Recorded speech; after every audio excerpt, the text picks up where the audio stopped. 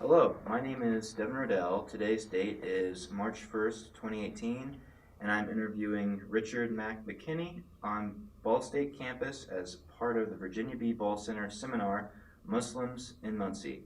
First, Mac, thank you for sharing your story with us today. Yeah. Our goal in this oral history project is to learn about your life and about your contributions toward building a community with fellow Muslims in Muncie. I want to begin by asking you where and when you were born. Well, I was born December 10th, 1967, in Hollywood, California. And we did not stay there very long. My mom and dad divorced, and he went here and she went there, kind of thing. Where'd you end up? I ended up in Cincinnati, where she's originally from, my mother.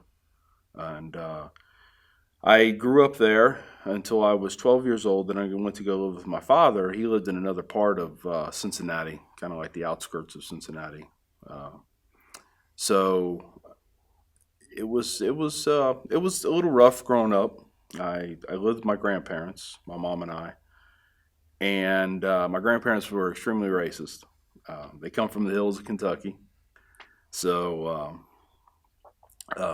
it was even growing up. It was a little rough. I was actually part of the final stages of desegregation in Cincinnati, and I was the only white kid on my school bus because that's the neighborhood I came from. And I remember my grandfather. I'll never forget this. I was like 7 years old. My grandfather, he got mad at me and wanted to punish me or spank me because that's what you did back in the 70s. You spanked your kids. And because I was playing with this quote unquote, as he put it, colored boy, we lived in a black neighborhood. I was the minority in that neighborhood, so therefore, it was kind of hard for me to find somebody of my color to play with.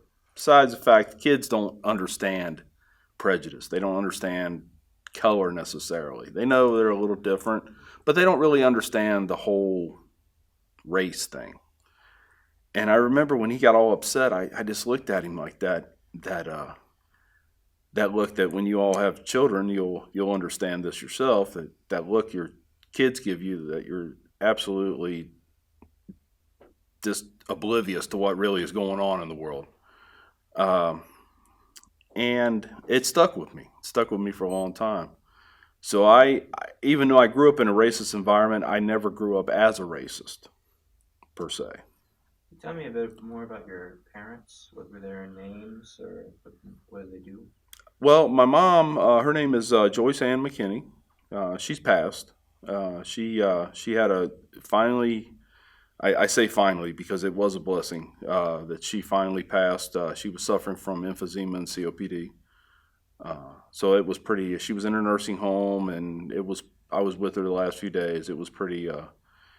It was pretty bad. She was. You could tell the suffering she was going through, and it was pretty bad. But like I said, it was a blessing that she did finally go, because she had dealt with that for a long time.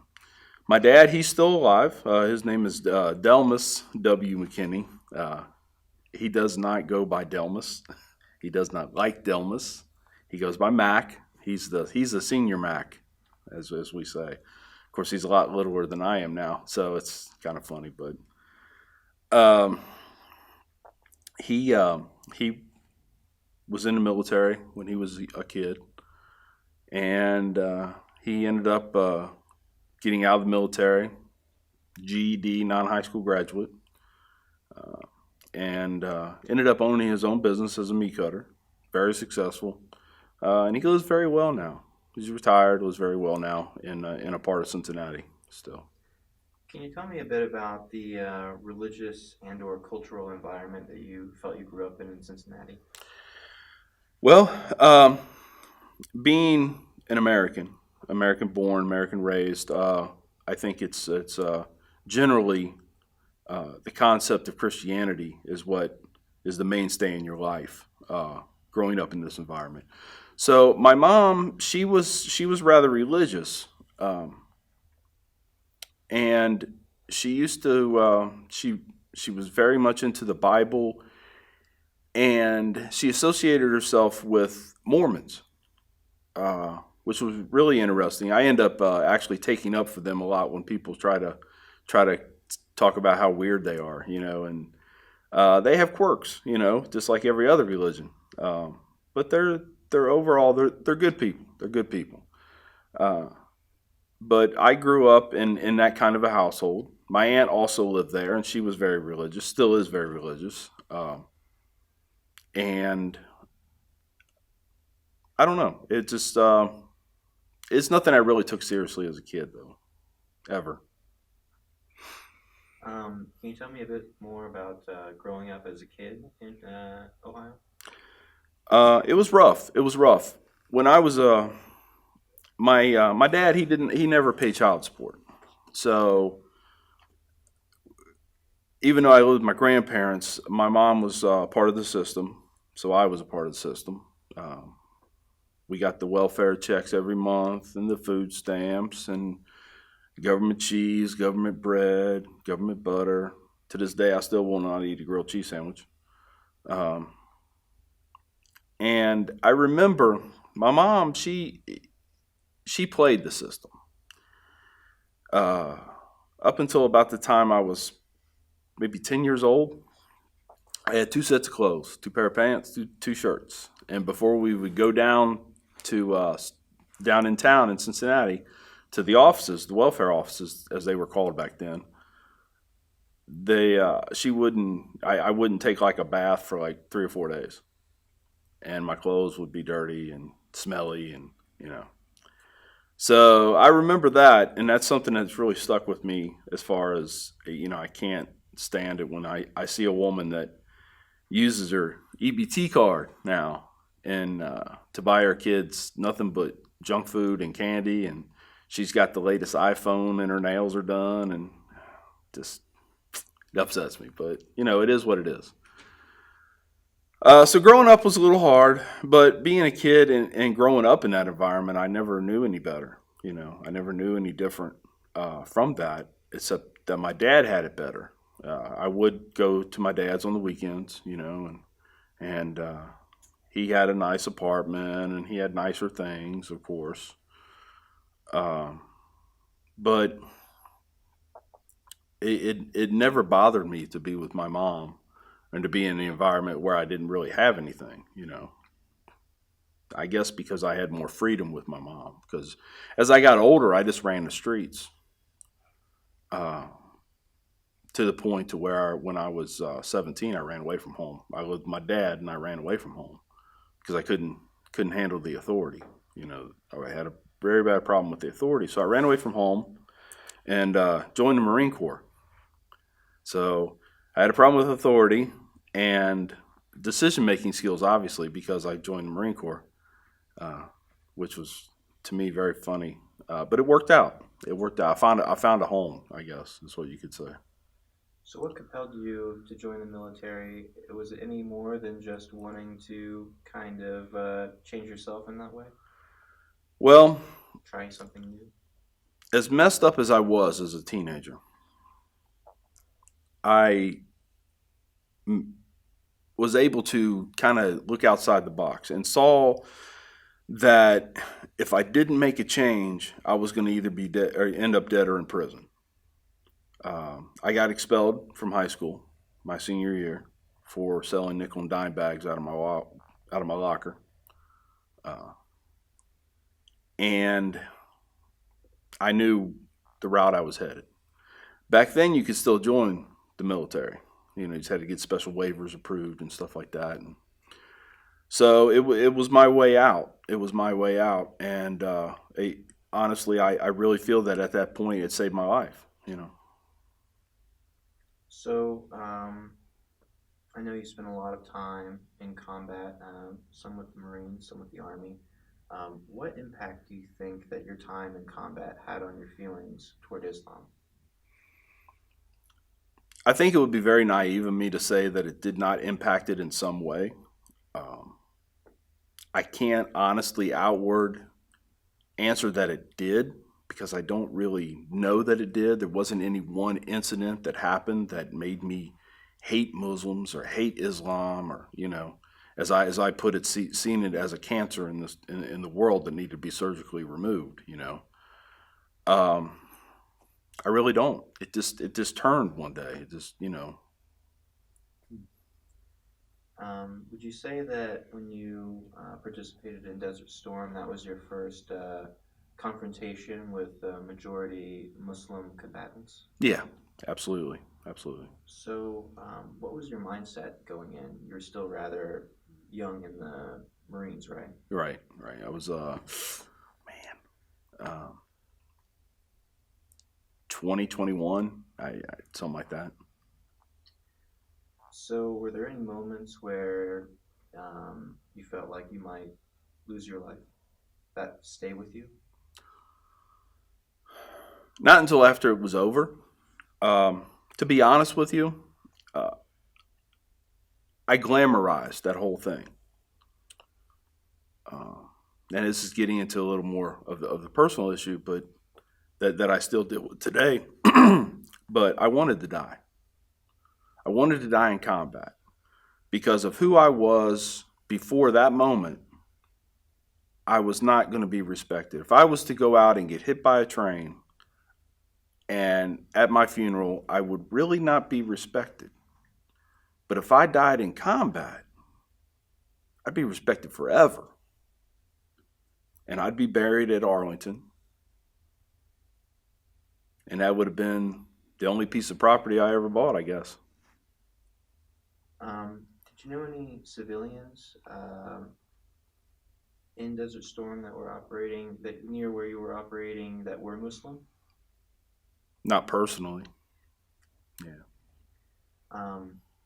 Did you ever feel like your concept? Did you ever feel like the Islamic faith was tied to your concept of the enemy? Again, I'd have to go back and say that I can't feel that naive that it wasn't. But it's hard for me to say yes. But I would still have to believe it'd have to. Mm-hmm. Yeah.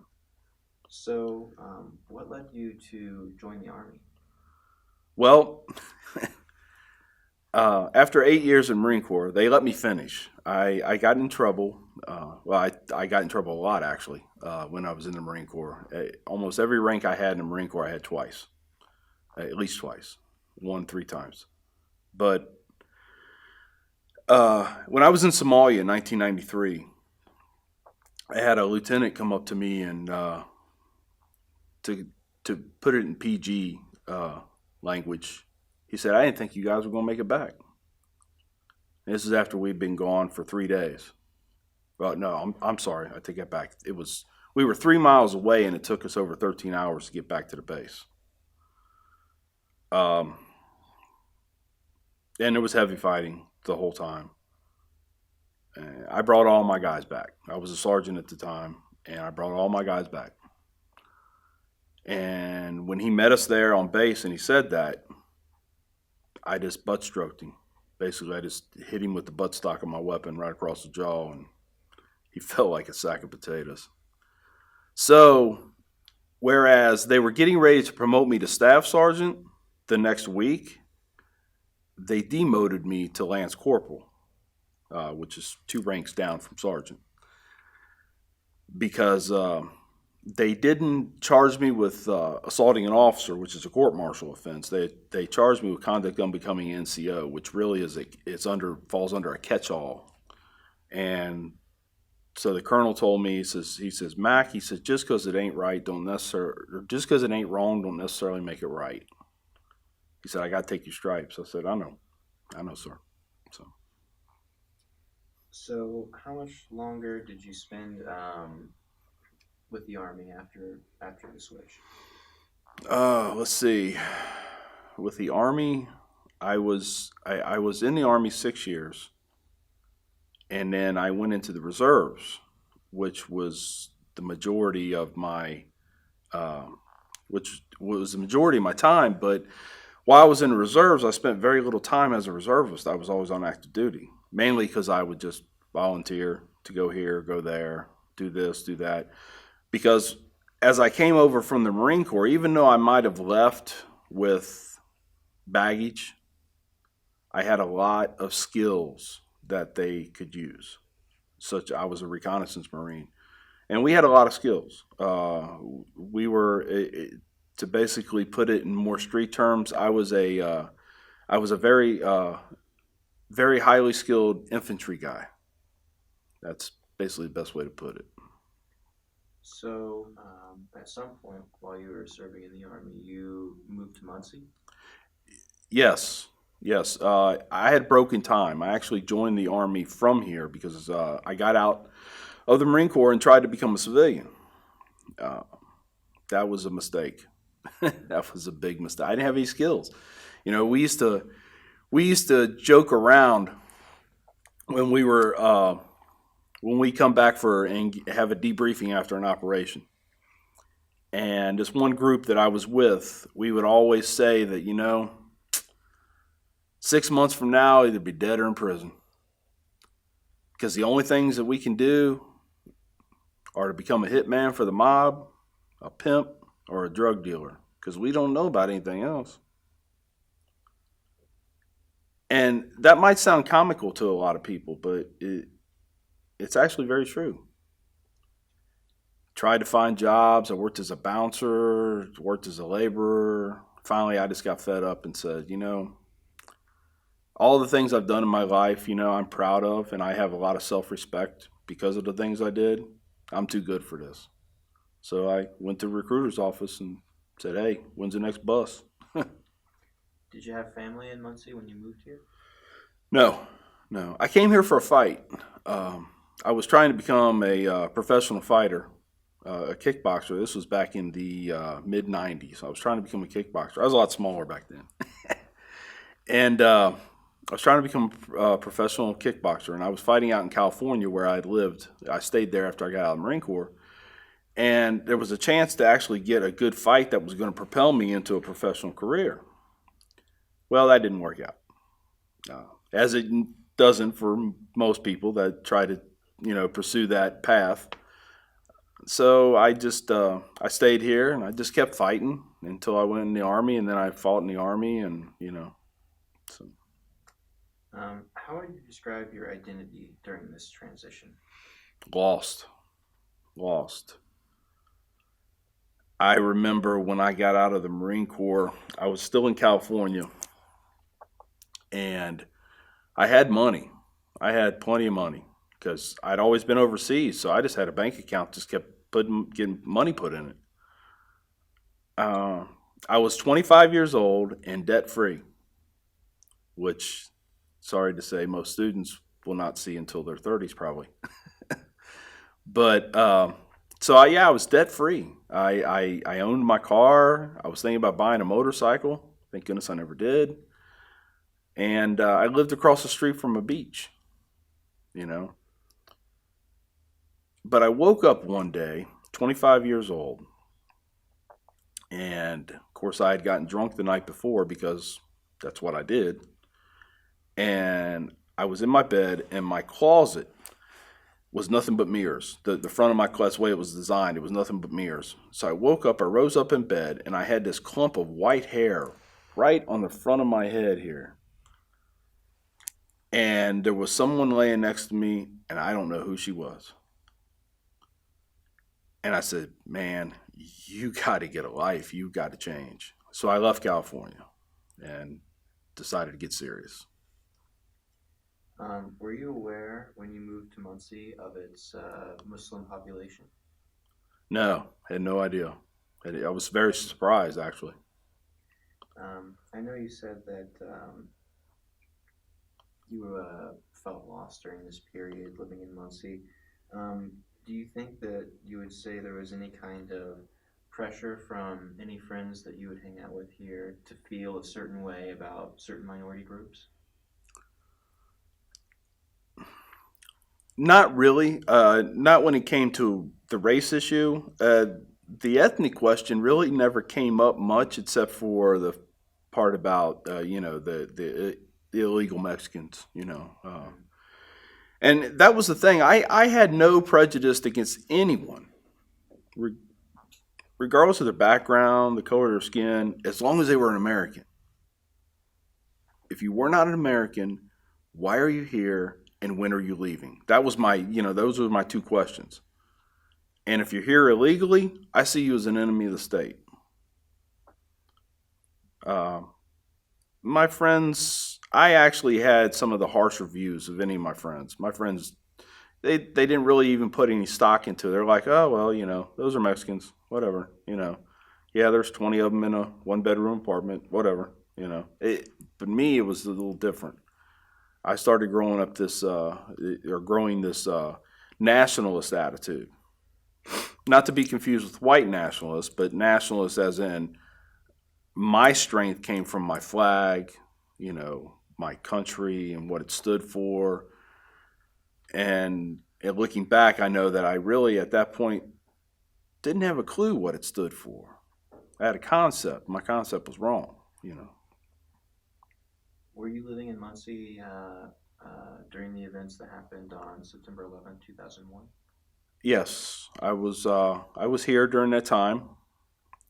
I was actually a sergeant at the Department of Corrections in Pendleton, Indiana, because I was on some reserve time. I had just come off active duty, went into reserves, and I saw that, and I was just astounded, There wasn't a hatred towards Muslims, though. I didn't see it as an attack by Islam.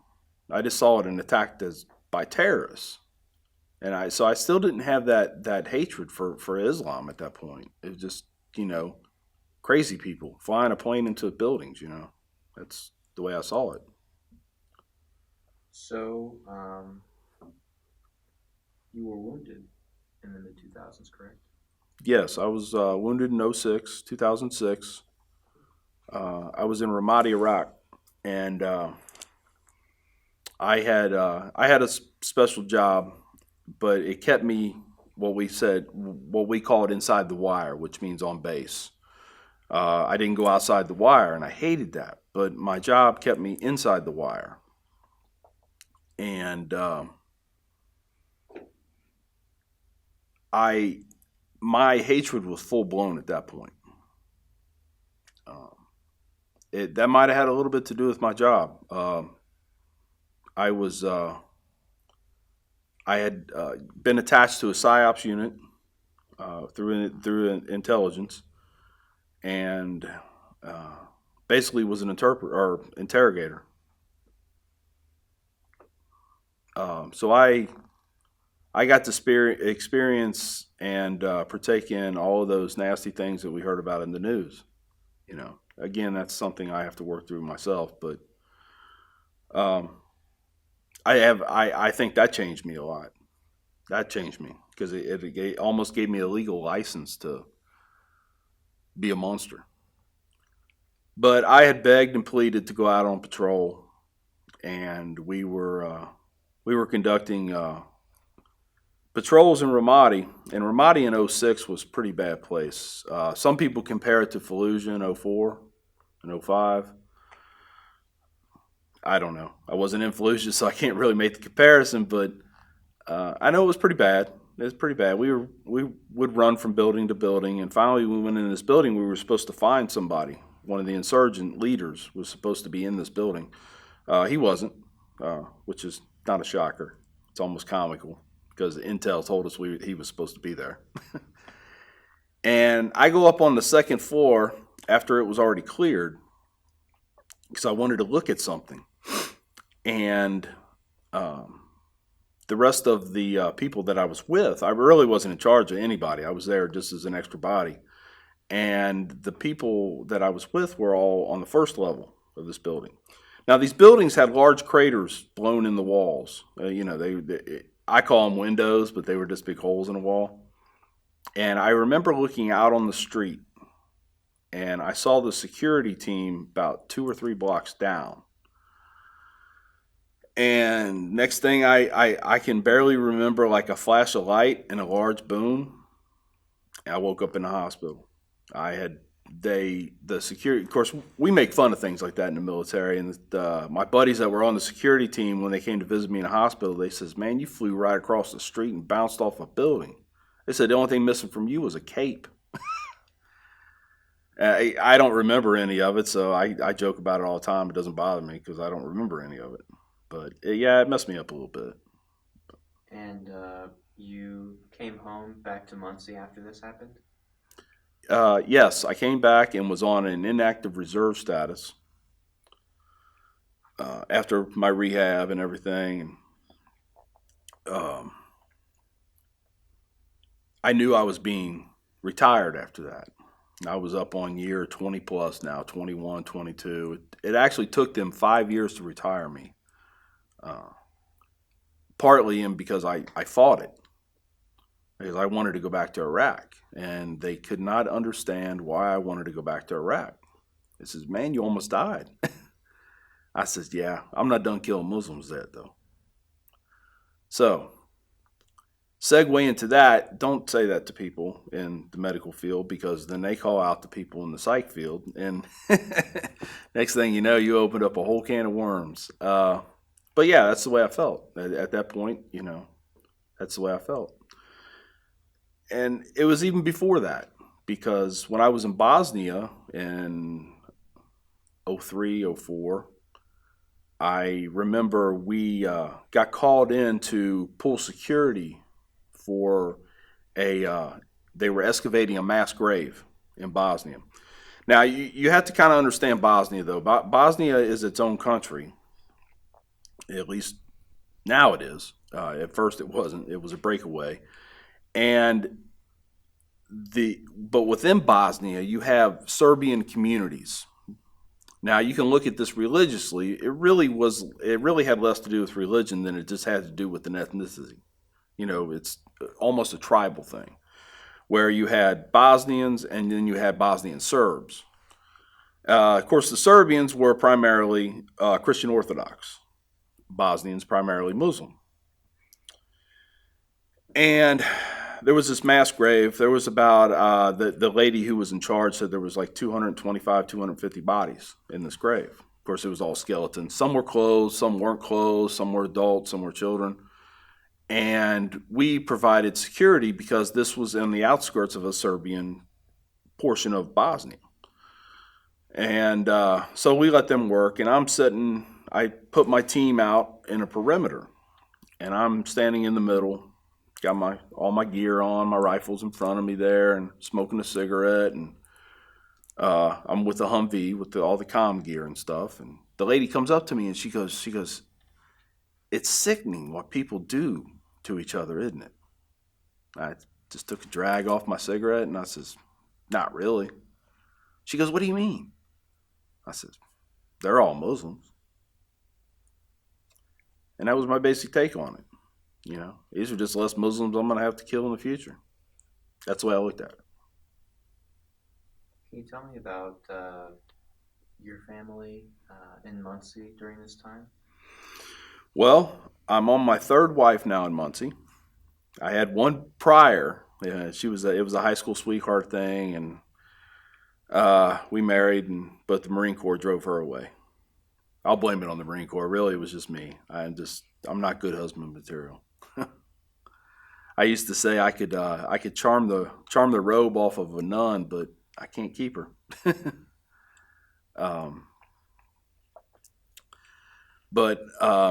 Yeah, my second wife, my first wife in Muncie, I actually met her through a bar fight. I was here in Muncie, and there was a bar called the Anchor Lounge. Years ago, it used to be dubbed the Muncie Gun and Knife Club.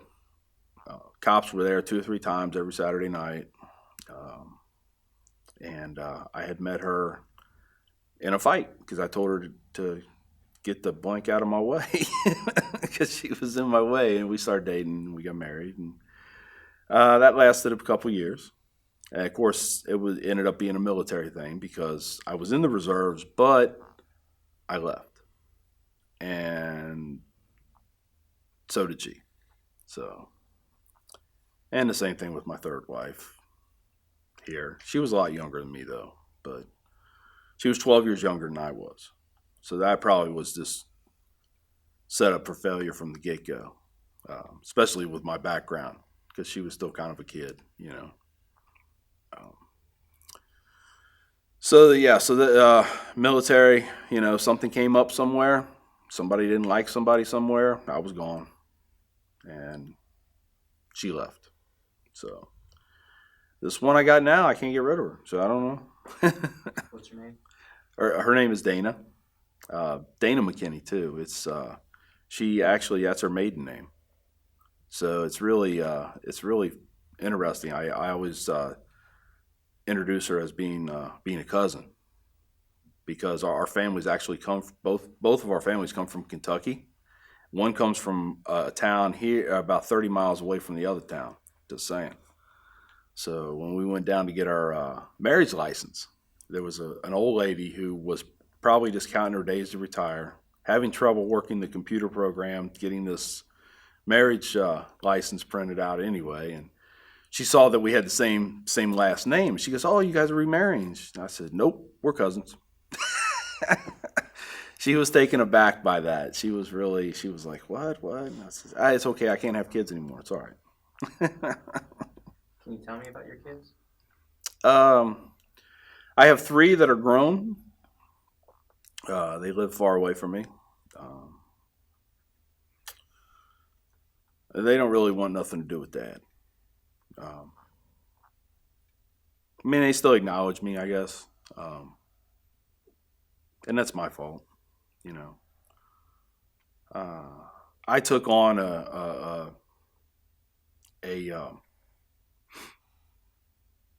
I took on my military career as something more important than a family or kids, and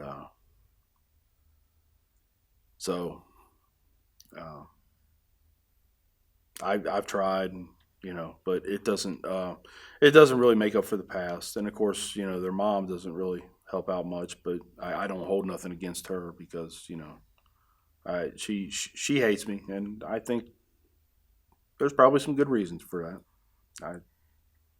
I won't deny her that feeling. So, um, but I have an adopted daughter now.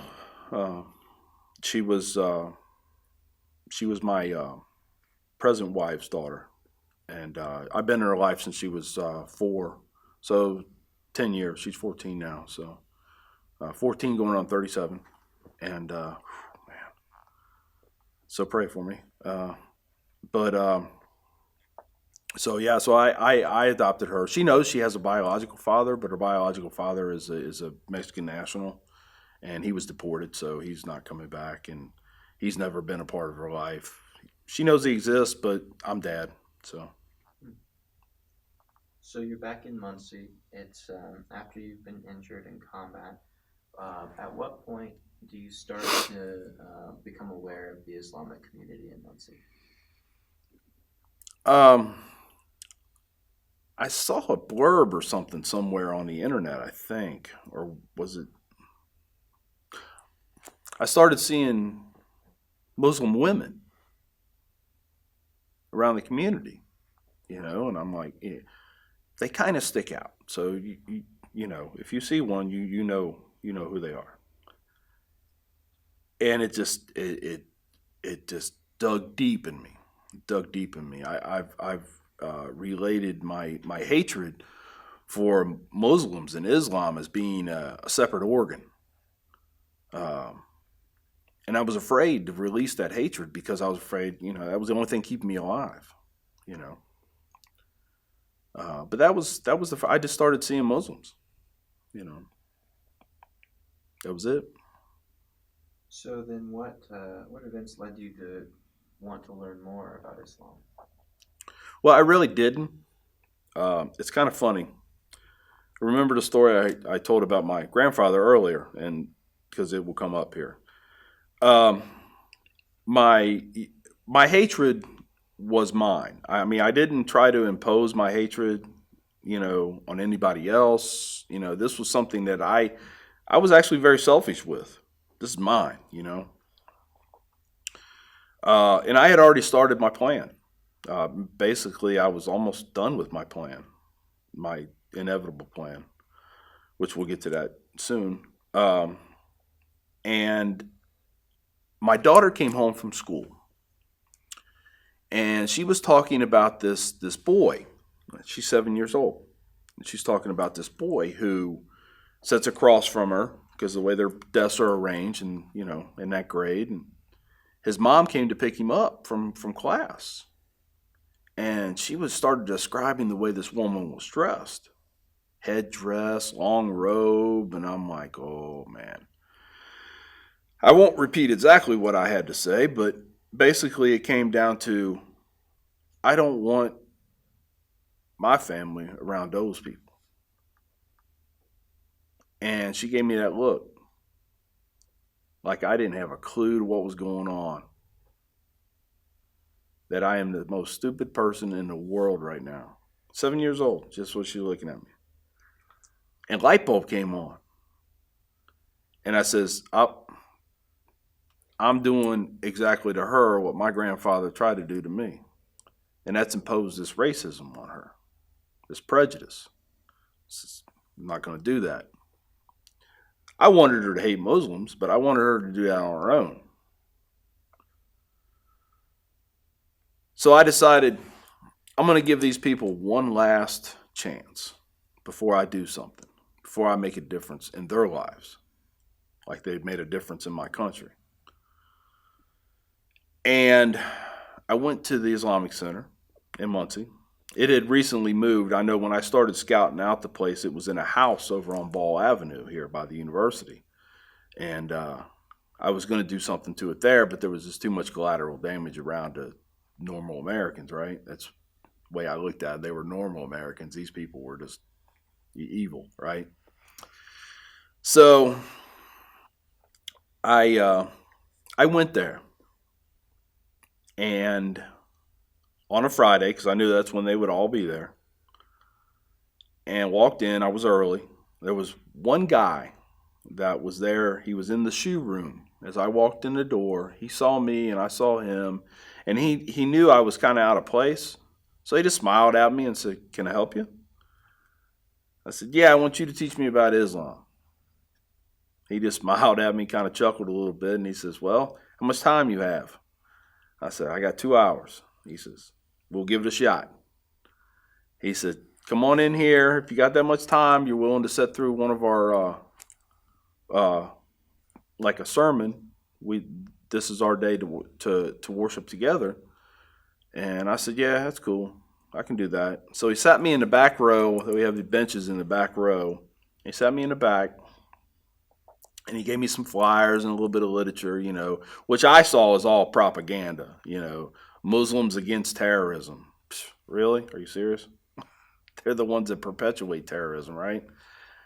And, so I'm just chuckling through this, and I'm like, okay, come on, you guys got to give me something here. Your days are numbered, And so I listened to the message, and it was good. It was good. But in my mind, they just said that stuff because I'm here. That's the way I looked at it. But halfway through the sermon, I look around and I get this real bad feeling. Because here I am in a room, and I am the only non-Muslim here. I actually laugh about it now, but I actually got thoughts that I would end up in a basement with a sword in my throat and be on CNN that night. That's what I thought,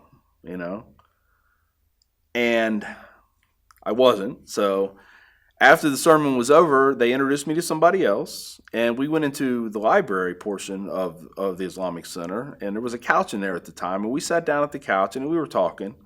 And, because, of course, I didn't tell them that I had any ideas of doing any damage to anyone or anything here. I just said, I'm just curious about Islam.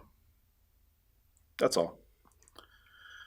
So this guy starts talking to me, and about that time, this older gentleman comes in, and he sits at my feet, and he hugs my leg and starts crying.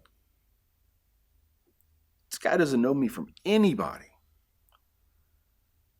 And he's telling me about the love of Islam. So I'm like, man, there's got to be something more to this. There has got to be something more to this religion than what I have found out for myself. So the guy I'm speaking with, he asked me if I've ever read the Quran, and I'm like, oh no, I've never read the Quran, man. He said, well, are you interested in it? I says, yeah, sure.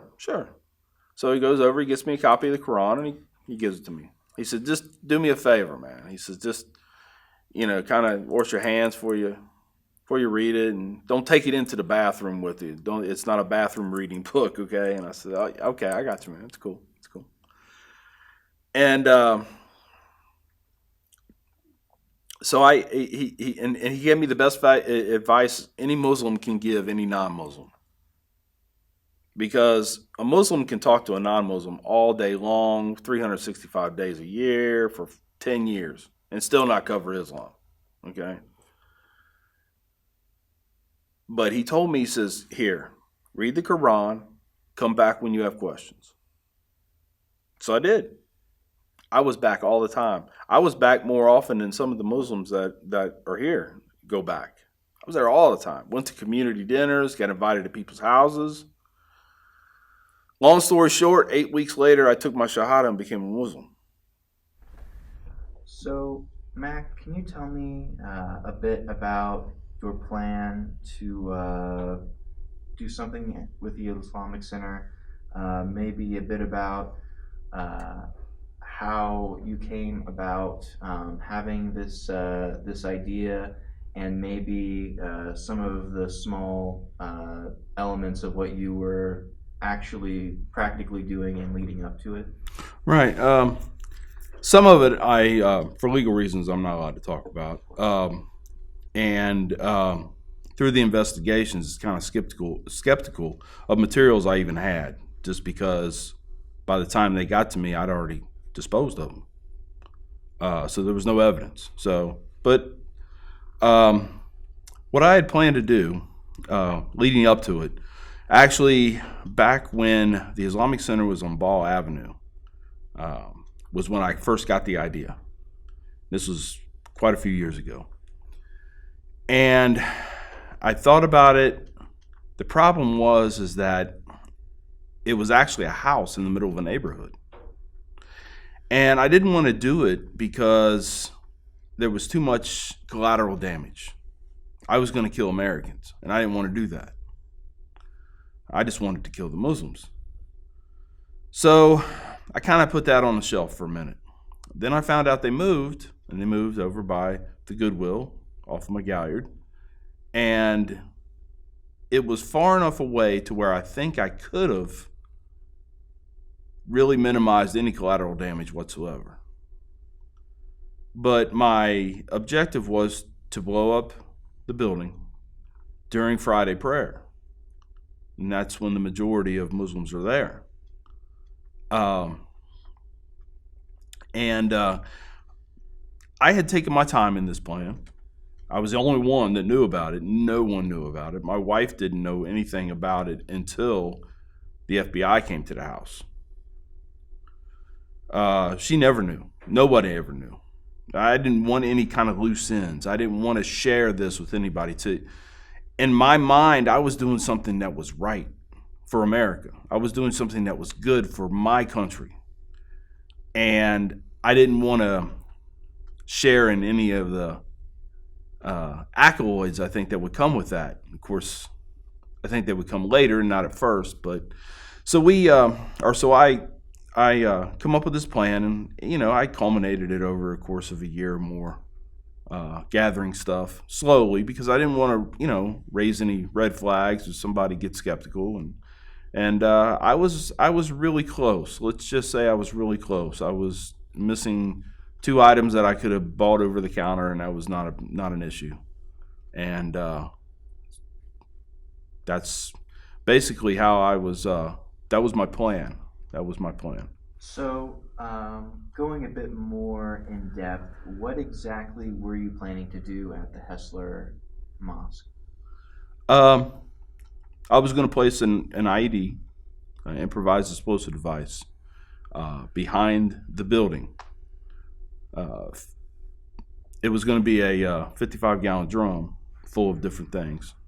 And it was going to be placed underneath some stairs that, to be honest with you, nobody really ever goes around there. And until recently, we didn't have cameras or anything. So, because I'd already scouted out the building, and I was going to set it up the night before and go over the next day at prayer time. I was going to go over to the bank parking lot that's probably about, I don't know, maybe 1,000 meters away, and dial it in and watch the fireworks. Fast forward a bit to closer to your conversion.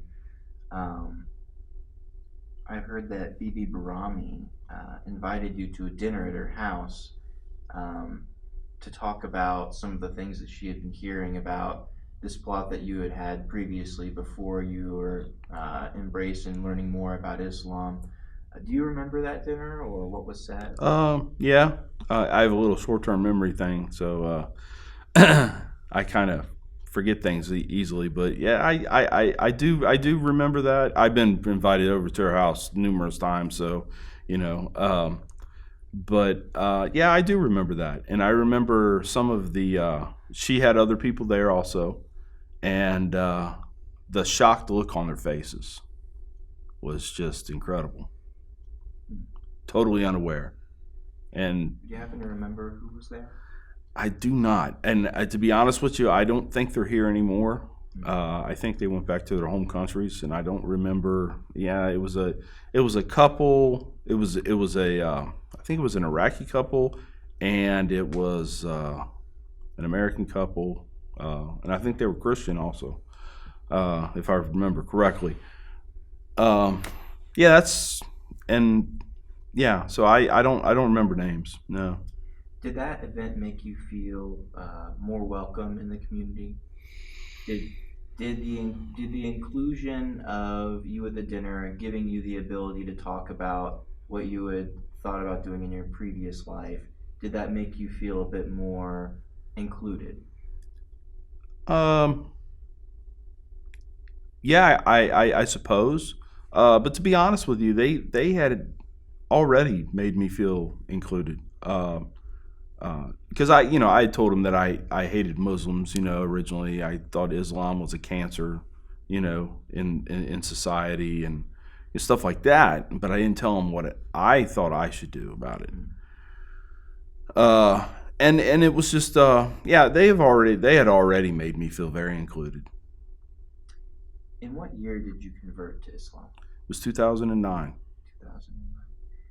And that was Amir Shabazz that took your shahara?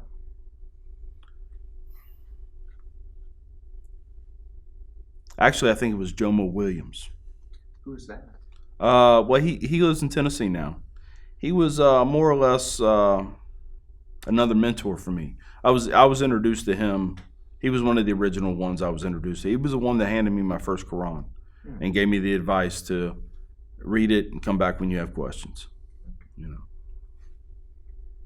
Have any of your relationships changed since your conversion to Islam? Friends, family?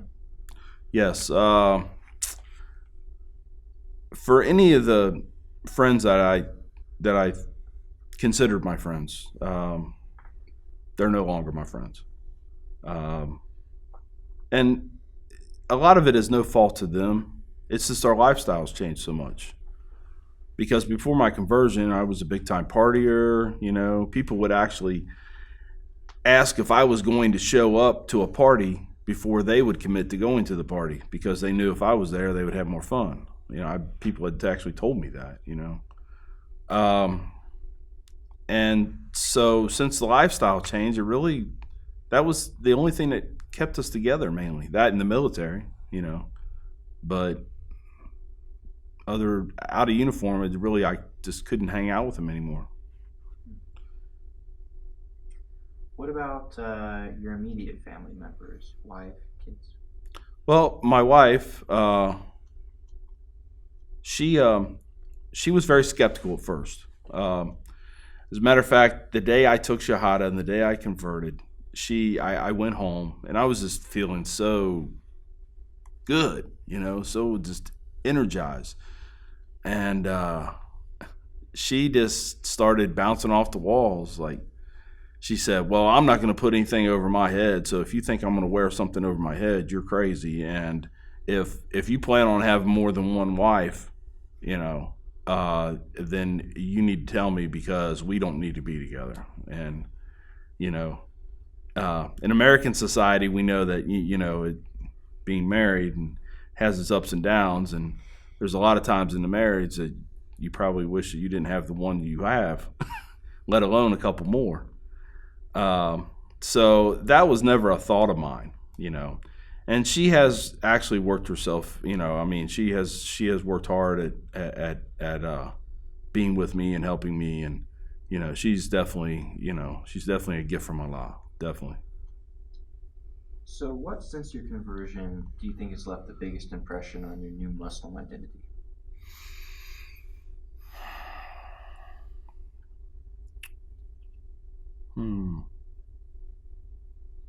Maybe my outspokenness. Almost immediately, I took up the cause to start telling the truth and start explaining things and trying to dispel rumors and ignorance about the faith. Being someone that came from that side of things, once I broke out of that echo box, I was like just wanting to go out, and I was wanting to explain my story and wanting to show people that you can come from this hatred. And it doesn't have to necessarily just be about faith. It can be about race or ethnicity or gender bias or homophobia. I mean, any of that, So could you tell me a bit about the reaction to your conversion from the Islamic Center community in general? For the most part, I think they were very happy. Of course, they always act happy when there's a new convert, But I think there might have been a little bit of skepticism too, because I was and still remain pretty rough around the edges. 25 years in the military. I'm 50 years old now. I usually say things that a lot of people either take the wrong way, or maybe I just shouldn't have said, because it was I should have known it'd be taken in a different context, and that's on me. But for the most part, I've always been welcomed. Always been welcomed. So can you tell me about your involvement, a bit more about what kinds of things you were doing at the Islamic Center after your conversion in 2009? Well, I tried to get involved as much as I could, because I saw an opportunity. I feel that God had given me this path, and this was like a destiny almost, and so I needed to get my footing. So I took over the Muslim Students Association once I got a chance, and that was a lot of work, mainly because of the other student involvement. But I didn't let that hinder me. If I looked at it, if I had to do it all myself, then I would just do it all myself. But it needs to be done. So luckily, I did. I had a lot of good. A lot of help from certain individuals, and it worked out very well. And then the opportunity came for me to become president of the Islamic Center, and that's what really set a lot of things off. So you mentioned the Muslim Student Association. Could you tell me a bit about what their reaction was to this 50-year-old white man who is now a part of their social circle? Well, I think I was 48 at the time, 40, 47, 48, I don't know, maybe 46. And, but still old enough to be their father, most of them. And I think maybe a few of them were taken aback, maybe. And I feel too that even when I became president of the Islamic Center, it was the same thing, just on a different scale, because I'm not ethnic. But I wasn't the first non-ethnic Muslim to be president of the Islamic Center. I think I was to be president of the MSA, but I'm not real sure about that. But even still, so seen as someone that doesn't speak Arabic fluently, and coming from a place I came from, I think a few were taken aback. I received that impression, and if I'm wrong, then may God forgive me. But I did feel that impression. So, can you tell me what the transition was like from president of Muslim Student Association to president of the Islamic Center? Well, it was quick. It was a surprise. There was the president at the time. I was actually vice president of the Islamic Center. Per the constitution that we had in place, the president of the Muslim Student Association was also the vice president of the Islamic Center. So we had an individual who was president and had some health issues and needed to step down due to stress. But it was done kind of surprisingly. I mean, it was just like nobody saw it coming, and this individual resigned, and basically he handed me the manila folder and he says, "Now you're president." So that's how it happened. So, what was your impression of the diversity of the community when you first became a part of the community, or even when you picked up a large leadership role like being the president? What were your interpretations of the diversity in this community? I liked it. I liked it a lot. It was another thing that really helped in my conversion, because growing up in a Christian society, we cannot get away from the stigma of the so-called white churches and black churches. Just can't do it. I mean, and then even nationalities have their own churches. Like down around Indianapolis, there's a Korean Presbyterian church or something like that, I think. And this is the way it's always been, and I think people just accept it for that. Now, that's generally speaking, because not all churches are white churches and black churches or whatever. There is diversity within churches, but if you really think about it, it's minimal. When you go to the mosque or anywhere that's Islamic, there's going to be diversity, whether it's racial or ethnic. And I think this is a good thing, but it also has its negative points also. Can you tell me about what your perceptions are of the relationship in this community between the African American Muslims and the immigrant Muslims? I think the relationship's good. I've never seen or heard of actually any kind of struggles or any kind of strifes between the two. To be honest with you, I am very much the true minority, at least in this community. Whether during your term as president or before or after, in your opinion, what has the masjid done to address gender separation in prayer spaces?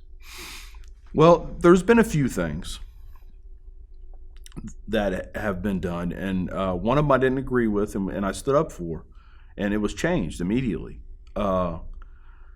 And because in Islam we have prayer a certain way, it's structured, and it's men are in the front, women are in the back. Now, when I first came into the whole concept of being there and seeing this, I didn't like it, because to me it meant it was a back of the bus mentality. Like, we don't want to see you or hear you, just go in the back somewhere. I didn't like that. That to me just brought up all kinds of just anger.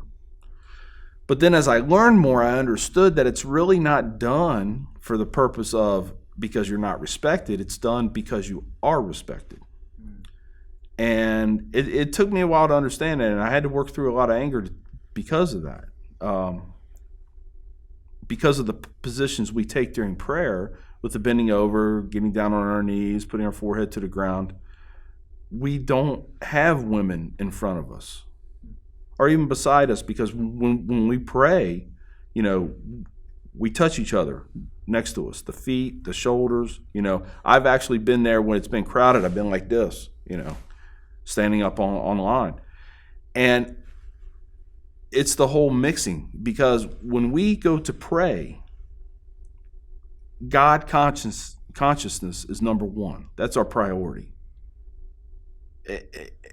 Being next to somebody who you might consider as beautiful or charming, or she smells good or something like that, takes away from that, and starts making you think things that are just not good. The human brain is made up to attract males to females. That's just the way we are, and that's they call it the pheromones. That takes your brain away from what you're supposed to be concentrating on. So there is that total separation, but it's for a reason. It's not that we don't talk to women. It's not that women don't talk to men.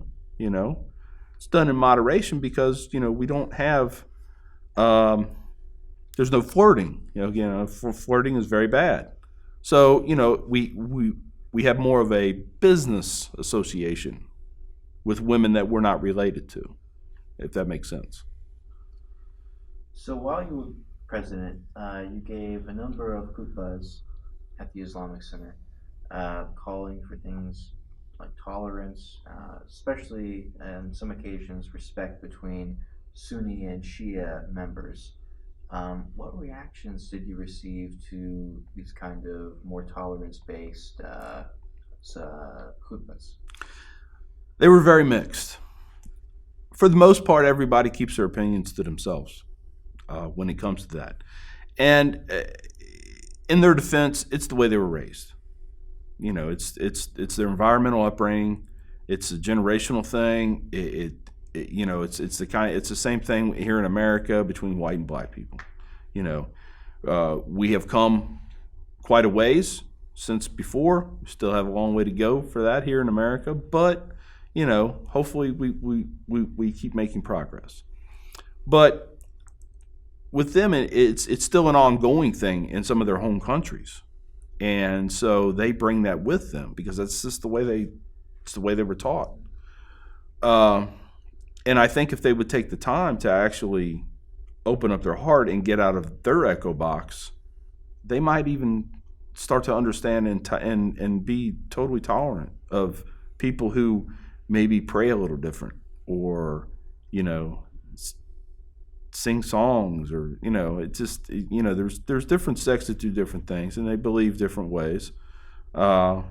Because the whole thing with me is I've actually been part of sectarian violence.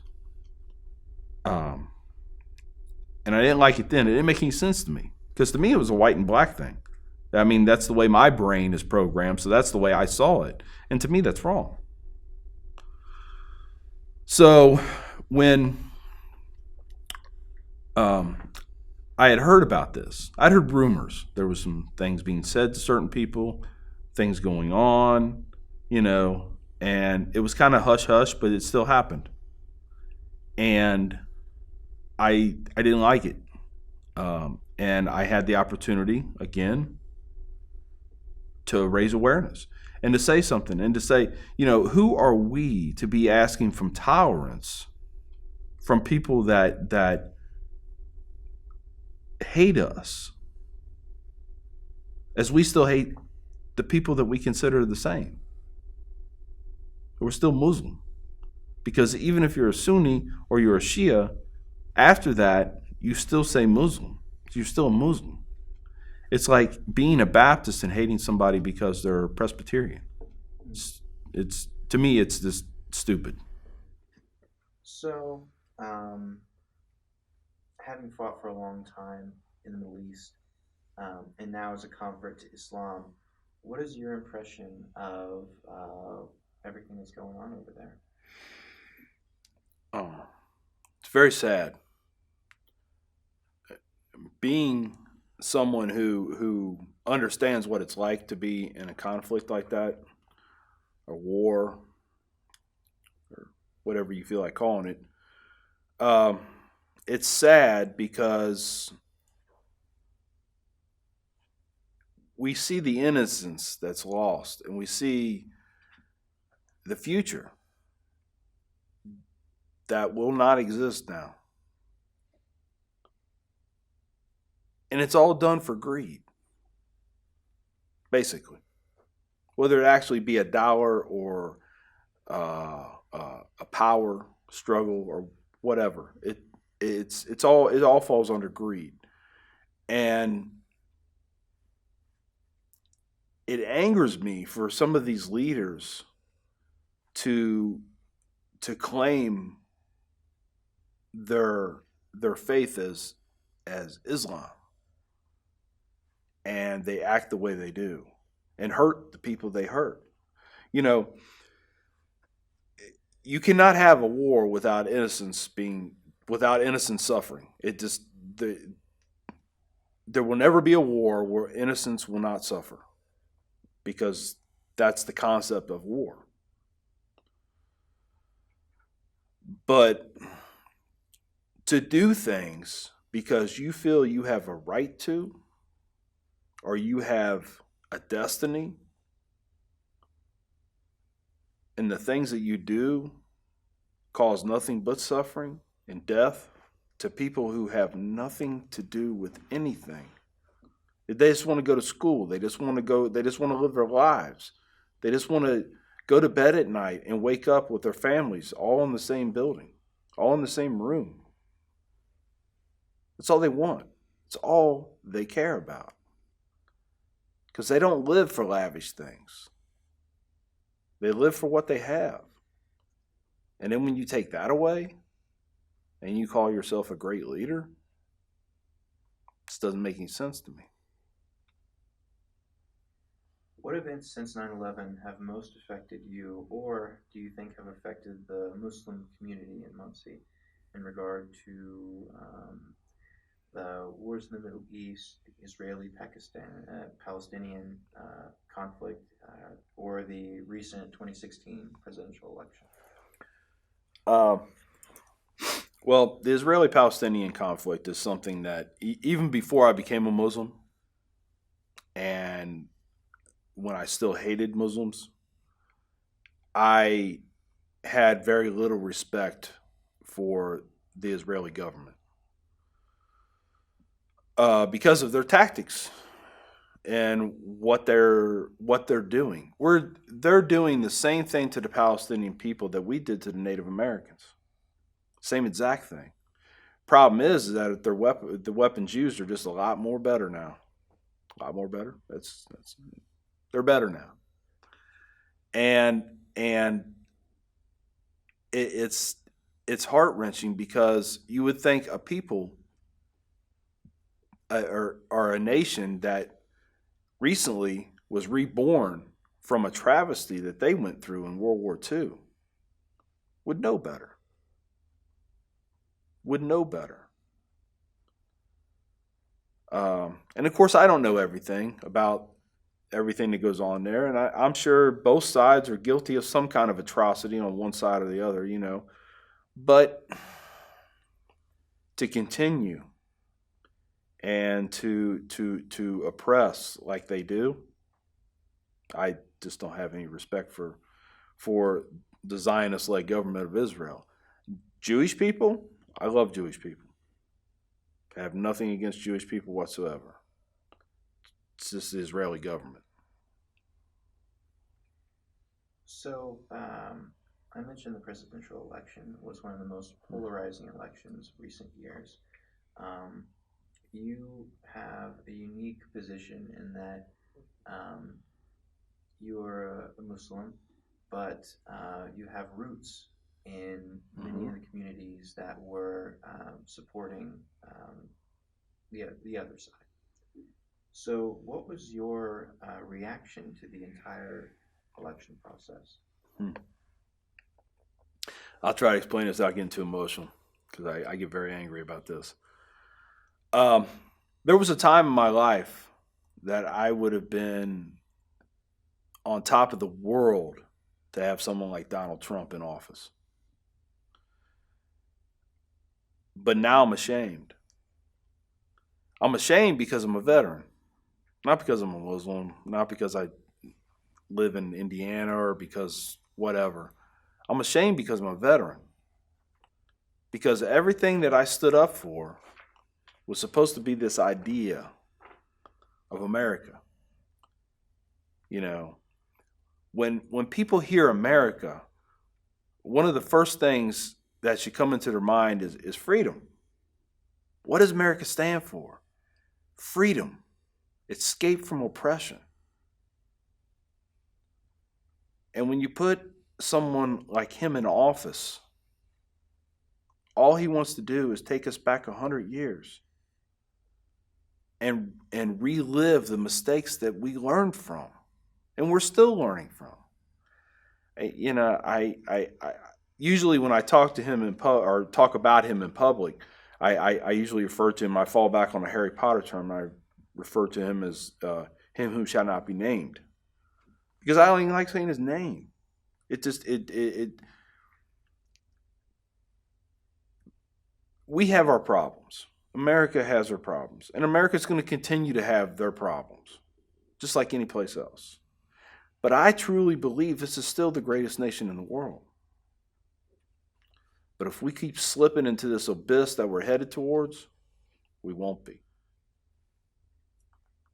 Moving into that a little more, with the Muslim ban that was enacted after he went into office, knowing your previous pre-conversion mentality towards immigrants, what was your reaction to this? Again, there would have been a time I would have been happy about that. And I still would have been complaining, not enough's being done. Why are not shot on sight, you know? And again, when you ban a people strictly because of their religion, I have to ask the question, have you ever read a history book? You ever heard of Plymouth Rock? Pilgrims? The people who came to this country, the first white people that came to this country, came here for what reason? Religion. And now you're denying a group of people based on their religion? How can you call yourself an American? Muslim leaders have noted that in the wake of terror attacks like 9/11 or Paris, that it can be difficult for Muslims to express grief when they are looked at with suspicion. Does this resonate with you at all as a white convert?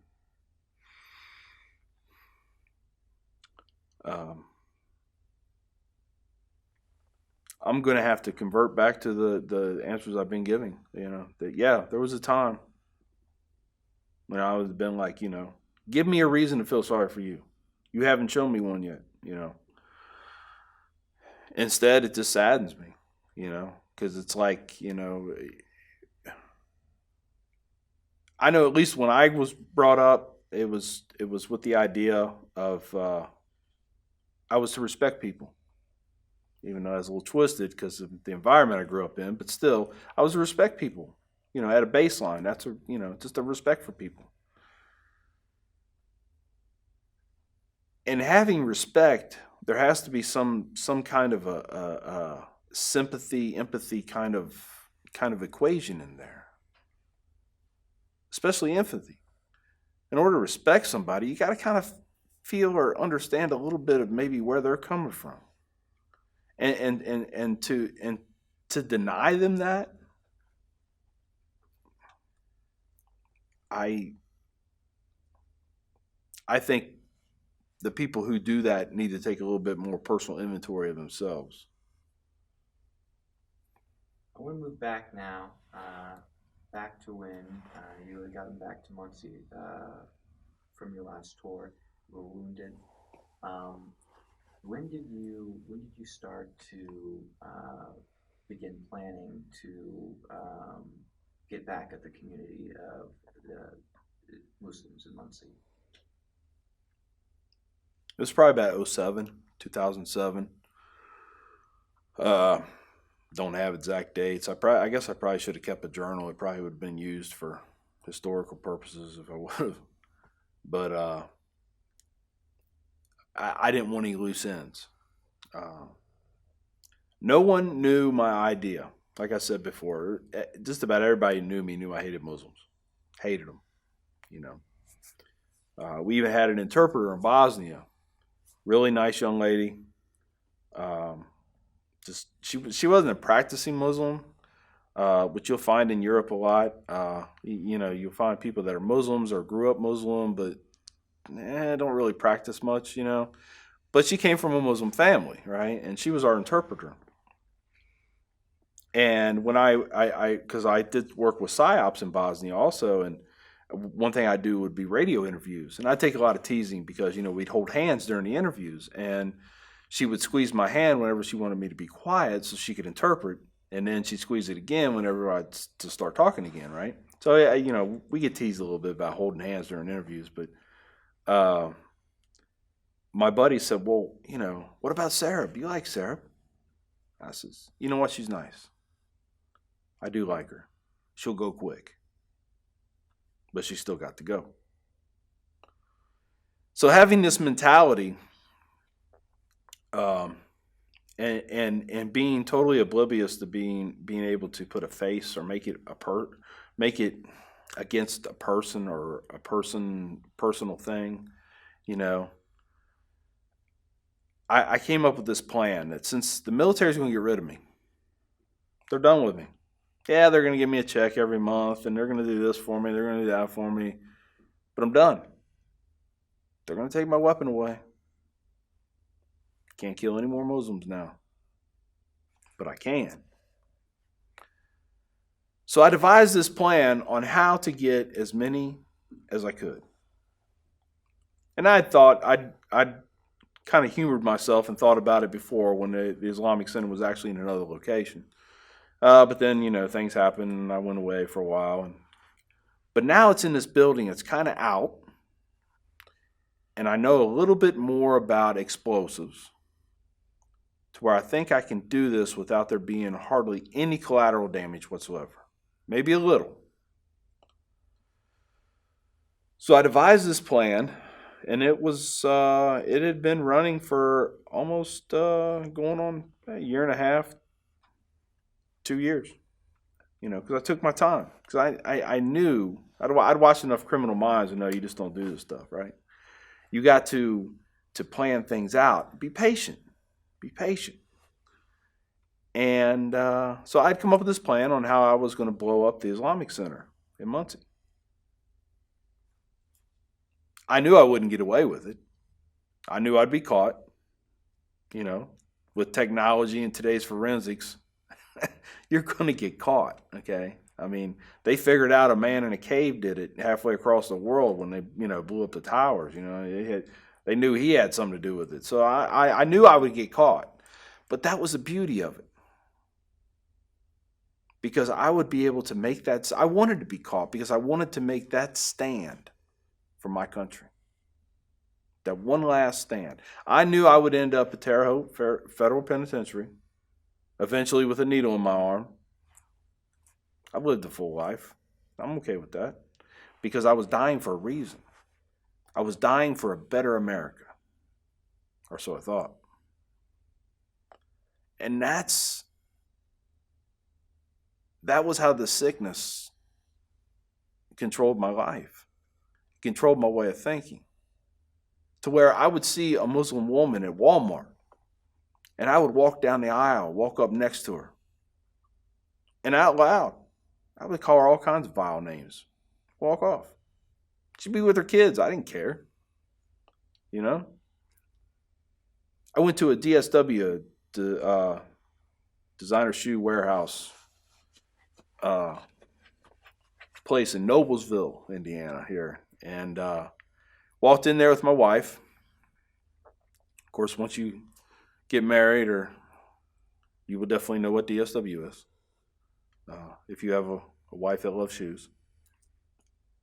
And we went in there and everything was fine. And I look over and here's these 3 women in a black burqa. It's a black robe, basically head to toe, covered. I lost it. I didn't have it in me at that moment to go kill all 3 of those women. So I found a chair and I sat down and I just cried. I didn't cry, I bawled. My wife took me out of there because I couldn't handle it. I hated these people so much that when little kids would walk in front of my car, I just rev the engine up, praying that I get enough intestinal fortitude to throw it into gear. Didn't care. These were evil, evil people. And if nobody else was going to do something, then I'll do it. To my own demise, like I said, I lived a full life. I'm okay with that. Dying is one of the things that never, ever, ever, well, for a long time has not been something I've been afraid of. It's actually been something I'd look forward to many, many times. And with this statement that I was making, a lot of people probably would not refer to me as a hero like they would have if I would have died in Desert Storm or Somalia or Iraq or wherever. But I would have been remembered for doing something for my nation.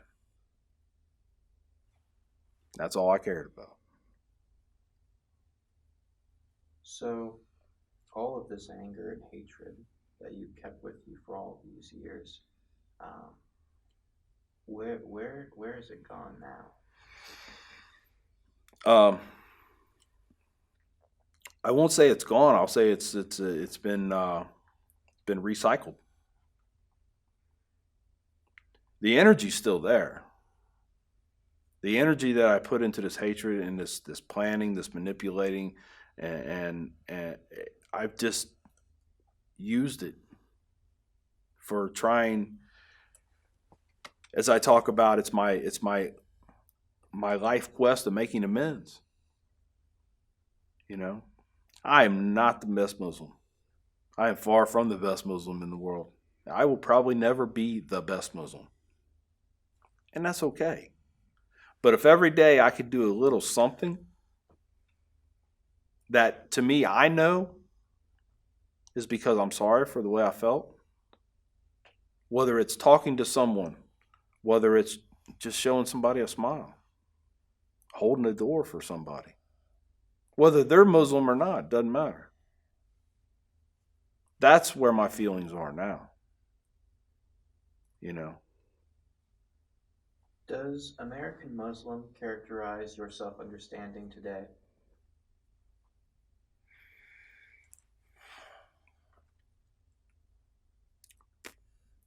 Probably to anybody that would look at me and know what I stand for. I don't think that's it though. I don't think American Muslim is the right term. I don't think Saudi Muslim is the right term. Bosnian Muslim is the right term, or Albanian Muslim. They're not right terms.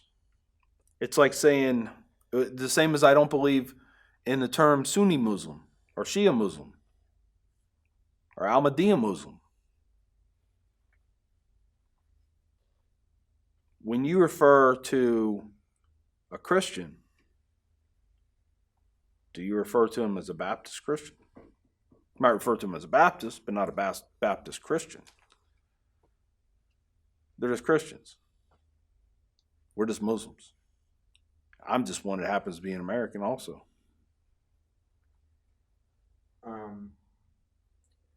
So,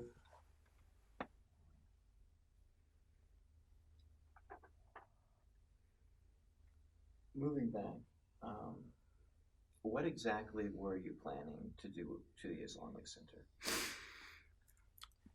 Well, without getting too involved in materials, I had learned through my travels on basically just how to make an IED and improvised explosive device. Uh, Being in the reserves and still having connections here and there, as far as finding explosives, it really wasn't that big a deal. Just had to find the right place to store them. 'Cause I wasn't going to store them in my house, because a lot of those things are a little unstable at times, and you don't want to. I'm not gonna blow up my family, right? Um, and then just components that mix with that, things that I needed, something that would set off the explosion, some kind of electronic device that would set off the explosion. And what I had planned is to put it all in a 55-gallon drum. I can tell you I was going to mix it with gas and oil because gas burns and oil sticks. So it was kind of like almost like a DIY napalm, you know. And I was going to put it on the back side of the building. There's some wooden stairs back there that you would be able to put anything you wanted there, and nobody would ever really know it was there. I could put it there and probably have the drum there for like a week, and then go in Thursday night and hook up the detonators, because my idea was to detonate it from, as you may know, the old National parking lot just over by Walmart there. I wanted to watch it, I wanted to see it. So so the main thrust of the explosion would be in the back of the building. Primarily start, because of where the stairs are, what is the female's prayer room.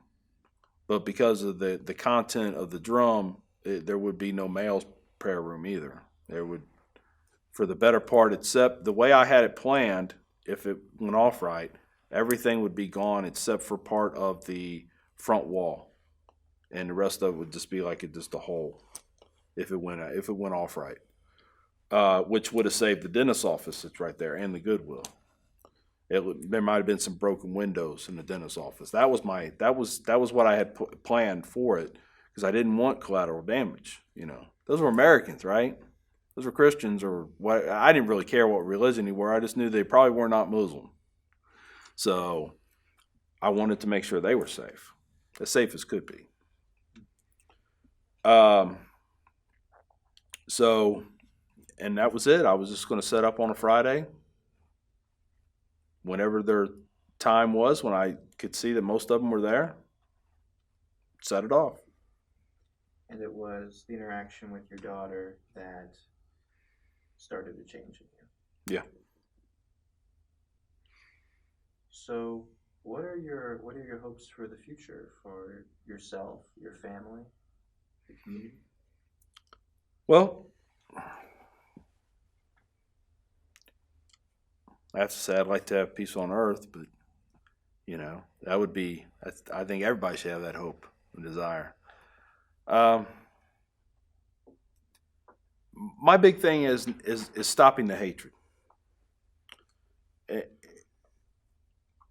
It started out with basically the thing with just stopping the hatred with Islam, with Muslim and non-Muslim, trying to correct some misunderstandings or some just all out, or just ignorance. Because I was very ignorant.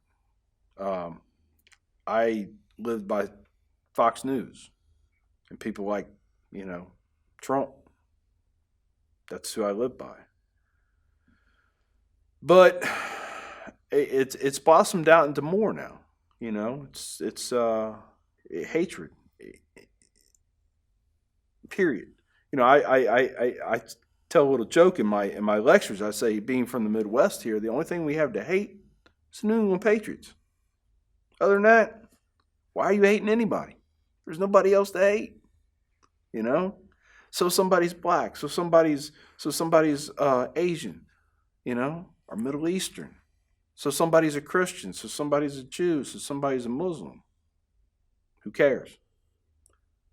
I've seen each one of those people bleed. Everybody bleeds red. And the other part of that, and my religion does not follow this way of thinking. This is me personally. But I still have to believe that my religion plays a part in it on the way I feel. But what about who and how you love? Whether you're heterosexual, homosexual, bisexual. What does that matter? If you're a Muslim, or you're a Christian, or you're a Jew, you all believe we're creations of God.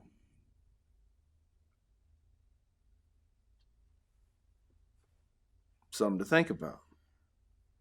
The respect still needs to go to these subgroups. Just because we respect them doesn't mean we have to be like them. You live the way you want to live. I live the way I want to live. We live together. We work together. There's no more hurt. There's no more pain. We get judged in the end. You may be right. I may be right. We won't know till that day. Your story of rage and redemption is very close to your identity. Is there one other story or episode from your life that you feel captures what it means to you to be a Muslim in America? It's okay to take a moment to think if you want. No, actually, that's rather easy, and I draw a little bit from my from being a veteran. What does it feel like to be a Muslim in America? It should feel like being free. It should feel like not being oppressed. It should feel like not being told that what you're doing is wrong because society does it this way. That's what everybody in uniform is supposed to be in uniform for. So whether I'm a Muslim or a televangelist, doesn't matter. I'm in America. I should have that feeling, that security, that no matter what, because I pray a certain way or I read a different book, I'm wrong. I should never have to feel that way. That's what this country's about. That's what we've forgotten. This really has less to do with religion than it does fear. Fear of the unknown, Look at the way the Catholics were treated at the beginning of the 20th century. Oh, wow. Horrible. Horrible. And they prayed to, God. They worshiped God and the Messiah, just like the Protestants did.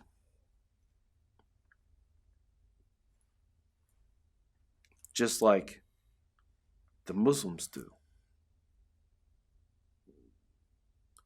Jesus is very important to Muslims. And if he's not, if you're a Muslim and he's not important to you, you need to do a personal inventory on your Muslim status. Just saying. Thank you, Mac. Mm-hmm. On behalf of the Virginia B. Ball Center Seminar Muslims in Muncie, I want to really thank you for sharing your story with us today. Absolutely. Thank you.